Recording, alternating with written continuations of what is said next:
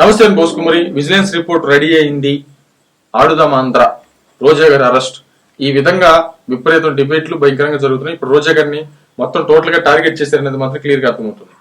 ఎందుకు ఇంతకు ముందు ఎందుకు చేయలేదు, ఇప్పుడు ఎందుకు టార్గెట్ చేశారు అనేటువంటి విధంగా చూస్తే, చంద్రబాబు నాయుడు గారు ఎందుకులే లేడీస్ వదిలేసేయండి అనేటువంటి విధంగా అన్నారు అనేటువంటి విధంగా కొన్ని వార్తలు వచ్చాయి. అంతవరకు నిజమో తెలియదు. అవి కూడా ఎందుకు వచ్చినాయంటే, ఇప్పుడు పేర్ని నాని గారికి సంబంధించినటువంటి వాళ్ళ వైఫ్ పేరు మీదే గూడెమ్స్ ఉన్నాయి. దాంట్లో దొంగ బియ్యం దొరికినట్టుగా కేసు పడింది. సరే, బెయిల్ వచ్చింది.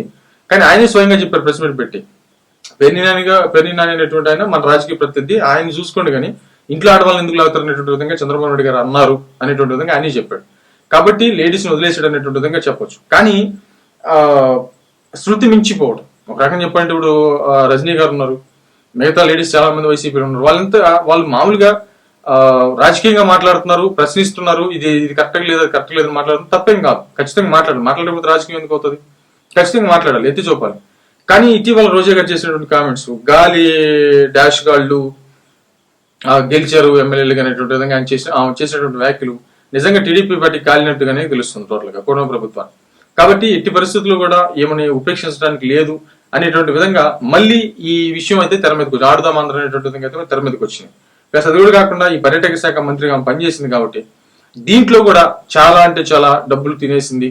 తిరుపతిని అడ్డం పెట్టుకుని డబ్బులు తినేసింది. అదేవిధంగా ఆడుదాం ఆంధ్ర అనేటువంటి విధంగా స్కామ్ చేసింది అనేటువంటి విధంగా ఇవన్నీ, ఎందుకంటే చాలా ఆస్తులు సంపాదించింది అనేటువంటి విధంగా చాలా మంది మాట్లాడుతున్నారు. టోటల్ గా ఇవన్నీ మాట్లాడుతున్నటువంటి నడుమ ఖచ్చితంగా రోజా గారిని టార్గెట్ చేశారనేది మాత్రం క్లియర్ గా అర్థమవుతోంది.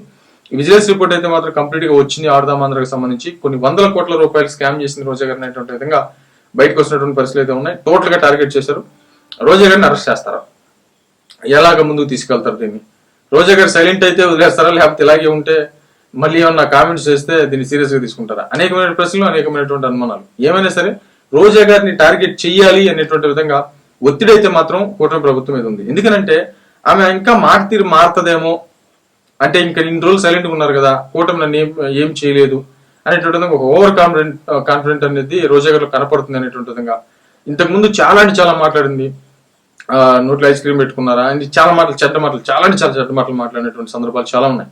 కాబట్టి అప్పుడు అవన్నీ కూడా వదిలేశారు. 14 నెలలు అసలు పట్టించుకోలేదు. కానీ ఇప్పుడు తీసుకురావడానికి ఇటీవల కూడా ప్రతిపక్షంలో ఉన్నటువంటి టైంలో కూడా, విపక్షంలో ఉన్నటువంటి టైంలో కూడా చెడ్డ మాటలు మాట్లాడుతూ భయంకరంగా ఆమె కామెంట్స్ చేస్తున్నటువంటి వేళ ఖచ్చితంగా కూటమి ప్రభుత్వం దీన్ని సీరియస్ గా తీసుకుందనేది మాత్రం అర్థమవుతున్నటువంటి పరిస్థితులు అయితే ఉన్నాయి. విపరీతంగా ప్రచారం చేస్తున్నారు.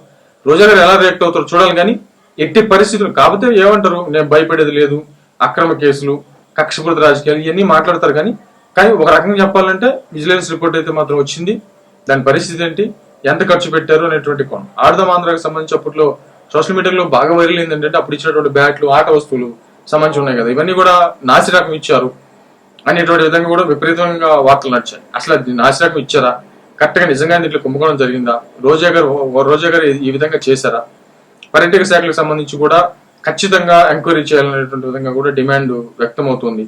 రోజా గారిని ఎట్టి పరిస్థితులు వదలకూడదు, రోజా గారికి ఖచ్చితంగా తెలియజేయాలనేటువంటి విధంగా కూటమిలో ఉన్నటువంటి అన్ని పార్టీలకు సంబంధించిన నాయకులు, క్రింది స్థాయి నాయకులు, అదేవిధంగా కార్యకర్తలు కూడా ముక్త కంఠంతో కోరుకుంటున్నటువంటి ఏకైక అంశం ఏంటంటే రోజా గారిని వదలకూడదు అనేటువంటి విధంగానే అందరూ సోషల్ మీడియా అయితేనే, మెయిన్ స్ట్రీమ్ మీడియా అయితేనేమి అందరూ ఇదే మాట్లాడుతున్నారు. బట్ ఏమైతే చూడాలి, చాలా ఆసక్తిగా మారబోతుంది రోజులని రాజకీయం అనేది మాత్రం క్లియర్ అర్థమవుతుంది. మరేమైతే చూడాలి.